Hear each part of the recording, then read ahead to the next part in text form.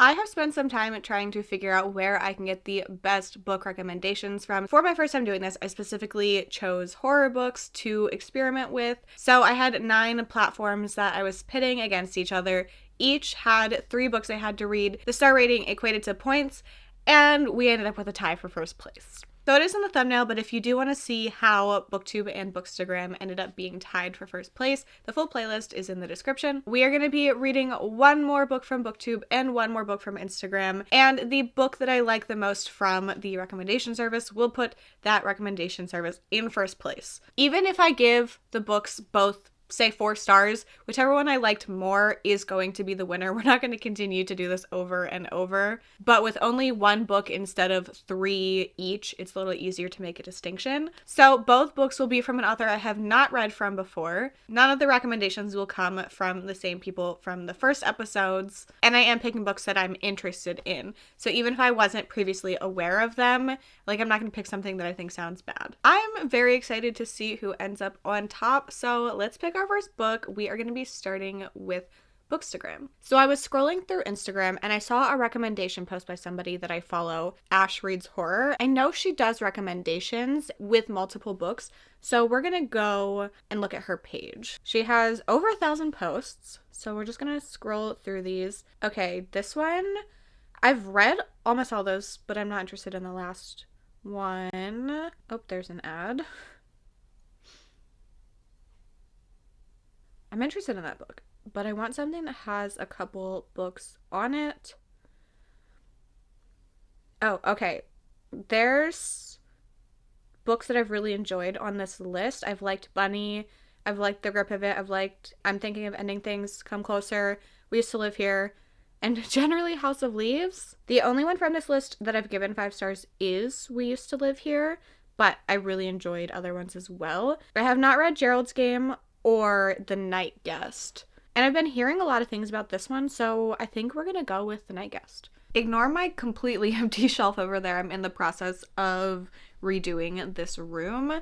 So I have it's not really a haul, it's 1 book that I got from the library today. It will be in an upcoming video. So I did pick up Lucy Undying by Kirsten White. I have given Kirsten White 3 stars and 5 stars before, so I'm interested in this one. So it says it's a Dracula novel, but then there's also this that kind of looks like werewolf stuff. So I'm curious, and if we're being honest, I haven't heard the best things about it. So that is for a video where I didn't pick the books, but I'm really excited about it. And I am also now 35% into The Night Guest, and this is a translated novel. I believe it's Swedish. Now I'm questioning myself. We are following a woman and she is waking up and feeling way worse than she did when she went to sleep.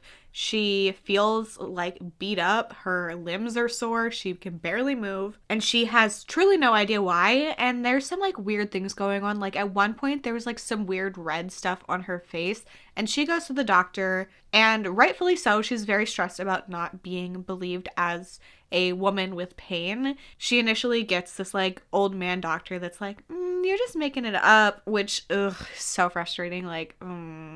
So she ends up getting a younger female doctor who actually listens to her and is trying to help her figure things out. So they are doing that. There's a lot of really good commentary on the medical system and how women are treated in that, which I guess is something that translates from Sweden to the US, and I'm assuming lots of other places. So that is like stressful because it's such a real experience.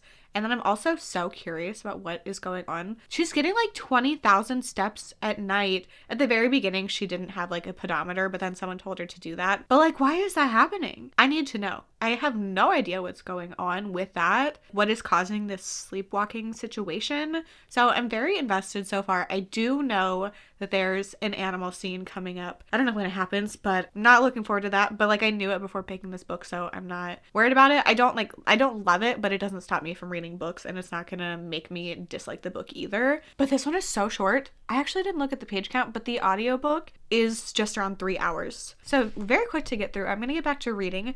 I might paint a wall. I don't know. We'll see.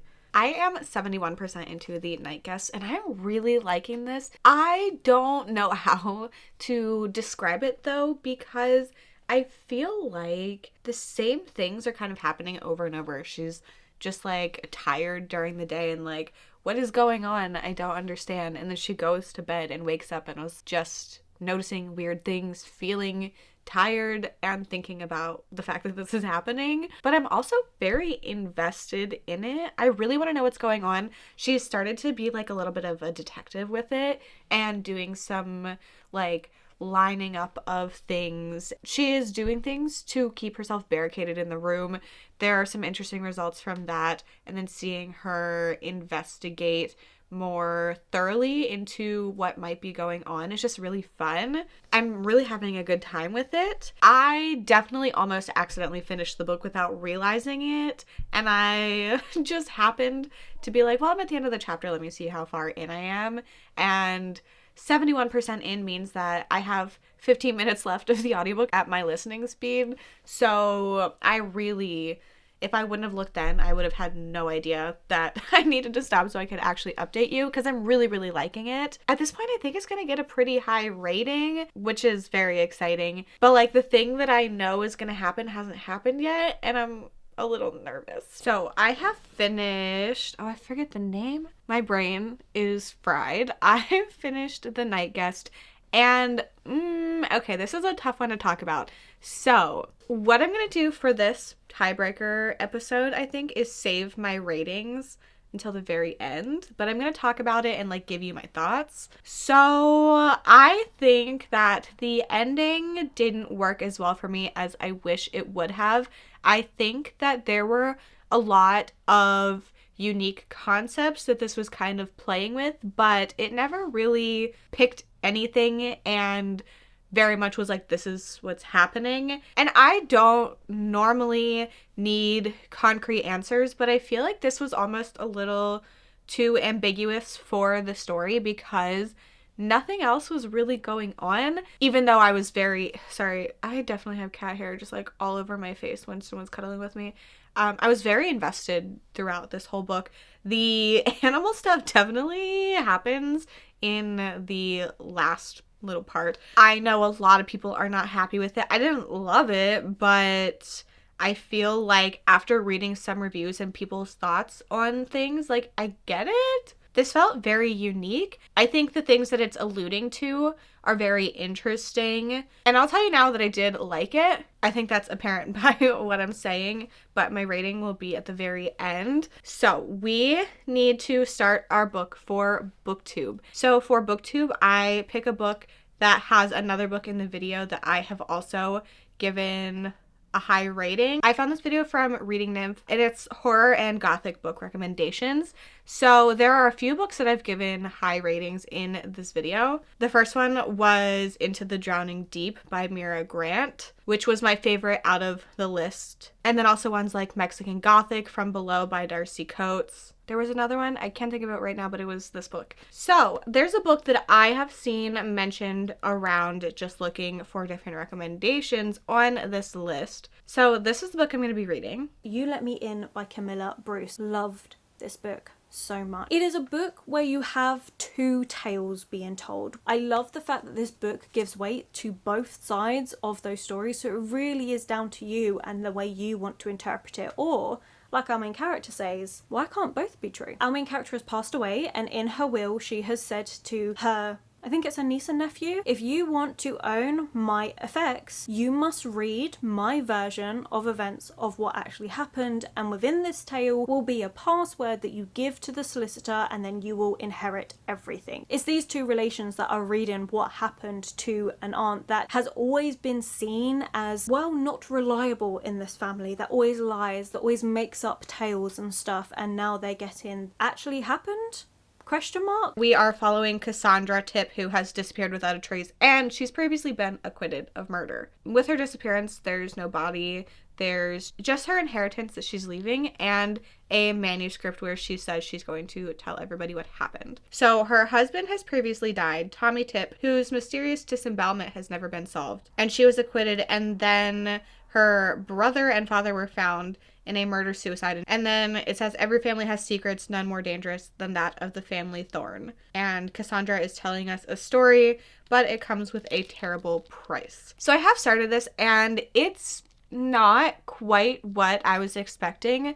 I think I was expecting more in the present, and not the present, but we are learning a lot about her childhood pretty far back. We're not specifically at this point learning about the murders of her husband and then the, I guess, possible murders of her brother and dad. And it's very like folk tale, fairy tale kind of thing.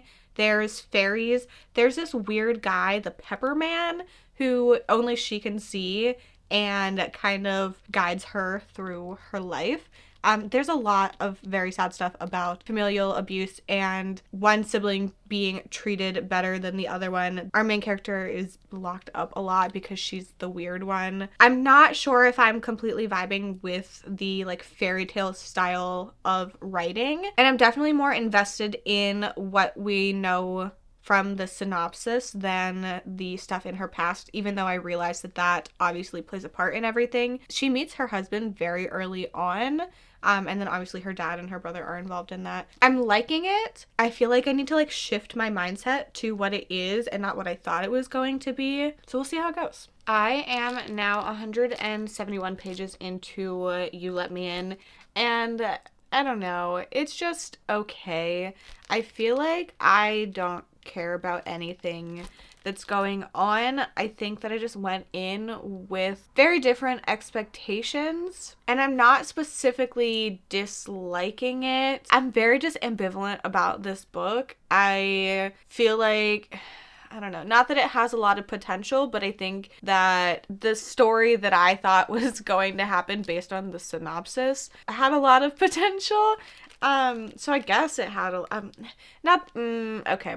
I think the synopsis should be different for this book. The video I picked this from definitely leans more towards what it actually is versus the synopsis, but I read the synopsis again before reading it, and I have a really bad memory, so my expectations were kind of set from the synopsis. We are really not focusing on the actual present day. It is mostly in the past, but we are very aware that we are being told a story. We will get like, oh, your mother, blah, blah, blah, and like talking about these sisters.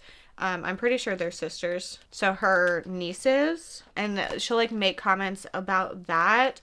And with them reading this story and getting the like password to get her will, I don't know. I feel like I don't know anything about the characters that are reading this story. I don't really get any of the like present time stuff, which it feels like the point at this point. But I don't know. Also, it started off with like some really cool stuff. There's a news article, there's instructions regarding her will, and then it just says written by Cassandra Tip. We're in the past as a story the whole time. And then there's also police reports and different things that are in it a little bit. But I don't really love the writing style. It is very fairy tale-esque with the like stories of the fairies. And I get it because she really has gone through a lot, and you are trying to kind of determine if she went through everything she says she went through, or if she went through some of it, like the abuse from her family, and that caused her to cope with these fairy tale stories, or if it truly happened. She obviously did not have a good relationship with any of her family. There's a lot of discussion on her being the outsider and how that impacts things.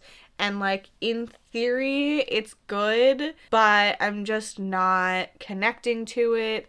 I'm wishing it was something else. So those are my thoughts. 2/3 in. I am interested to see how this ends. Like, what is the password that's hidden in this story and what's going on with that? It's very different than what I was anticipating. I finished You Let Me In. Okay. I always very much appreciate people's recommendations, taking the time to give recommendations. Obviously, this was not personal to me, but there's obviously thought and care and people's personal taste that goes into recommendation videos. I did not like this book. If we're being honest, fell asleep while reading it, which I don't do. The only time I fall asleep when I'm reading is when it's dark and I'm reading on my Kindle because I've trained myself to do that. It was completely light out. I was listening to the audiobook and I fell asleep. I didn't really end up liking this. I 100% appreciate the conversations that it was having on abuse and how that can impact you throughout your whole life, not just like having a bad time when you are in that situation. And I liked the ambiguity of it and not really knowing if this like fairy situation was real or not, but I just found it so incredibly boring. So so I really don't have much to say other than that. Sadly, I did not love this. I think I mentioned earlier that outside of this recommendation, I think I saw this on a couple different lists. The synopsis was really, really intriguing to me. I thought that it was going to be something that I would love. I'm glad that I read it because it is one that I was interested in. I don't think it's much of a secret which one I liked more, but I will tell you my ratings. So The Night Guest, which was the Bookstagram recommendation, I gave that 4 stars. And You Let Me In, which was the Booktube recommendation, I am giving it 2 stars. That means that Bookstagram does beat Booktube in this list. So in this series, I tested out 9 different recommendation platforms. Wanted to find the best horror books. I found so many incredible books, some favorites of the year. So in first place, we have Bookstagram. In second place, we have Booktube. In third place, we have Reddit. In fourth place, we do have a 3-way tie. We have Goodreads, Kindle Unlimited, and The Storygraph. In 7th place, we have Pango Books. In 8th place, we have Libro.fm. And 9th place is TikTok. This list is both very shocking to me and not. I kind of expected Bookstagram and Booktube to do well because it's where I get a lot of my recommendations from anyway. TikTok being at the very bottom was a little bit of a shock to me, but you know, it is what it is. Here's the thing. Will there be a 3-way tiebreaker round for 4th place? Maybe, maybe not. I truly don't know at this point because I have a lot of super exciting content coming up for the rest of the year that requires me to read a large amount of books for most of the videos. So I just don't know if I have the time to dedicate to that. But in the future, I will be doing this again. It will be a little bit different. I think it'll work really well for everybody. I will be doing this with thrillers as well. If you've made it to the end and want to leave me an emoji to say you were here, you can leave me the first place like ribbon medallion for Bookstagram. I'd love to know where you get your best recommendations from. Thank you so much for hanging out with me in this series. Make sure you stick around for super exciting videos to come. I hope to see you very soon. Bye.